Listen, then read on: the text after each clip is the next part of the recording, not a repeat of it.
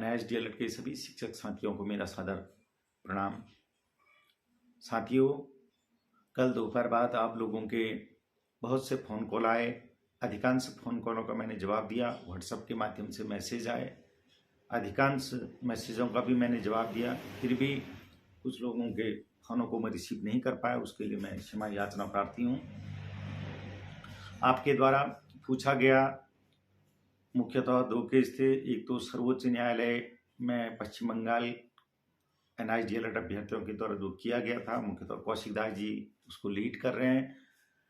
उस केस को ट्रांसफ़र कर दिया गया है। मित्रों, यह कोई निराशा की बात नहीं है।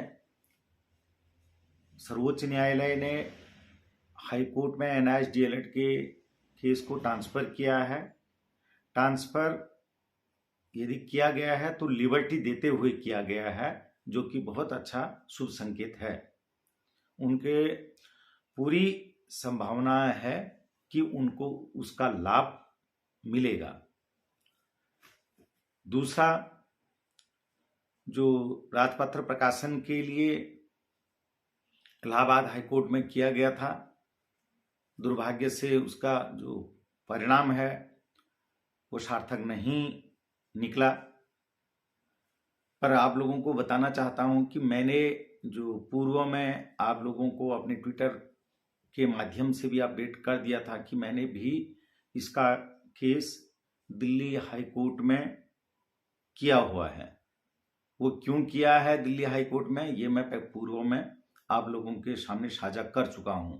अधिवक्ताओं की जानकारी के आधार पर मैंने उत्तराखंड हाई कोर्ट में केस न करके दिल्ली हाई कोर्ट में किया हुआ है, जो कि अभी पेंडिंग है, जिसके लिए दस्तावेज वगैरह और उसमें लगाने हैं। क्योंकि वर्तमान में इलाहाबाद हाई कोर्ट में केस चल रहा था, तो इसलिए इस बात को समझते हुए कि कोई व्यक्ति मेहनत इसके लिए कर रहा है, उनका मेहनत का सम्मान होना चाहिए, इसलिए मैंने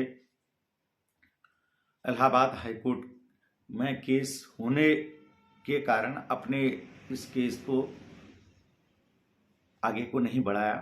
पर शीघ्र ही मैं उस केस में सुनवाई के लिए जो भी दस्तावेज की कमी है उसको पूरा करूंगा और अधिवक्ता की जो फीस है उसको भुगतान करके इस केस में सुनवाई के लिए इसको आगे करूंगा। उसके लिए आप निश्चिंत रहें।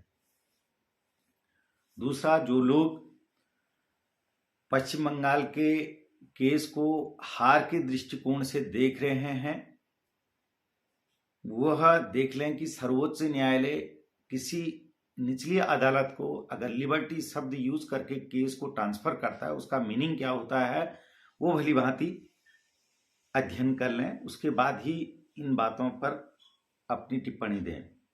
तो बात को ज़्यादा न कहते हुए यही कहूँगा, पश्चिम बंगाल के लोग अपने केस के लिए जागरूक हैं, यूनिटी के साथ हैं।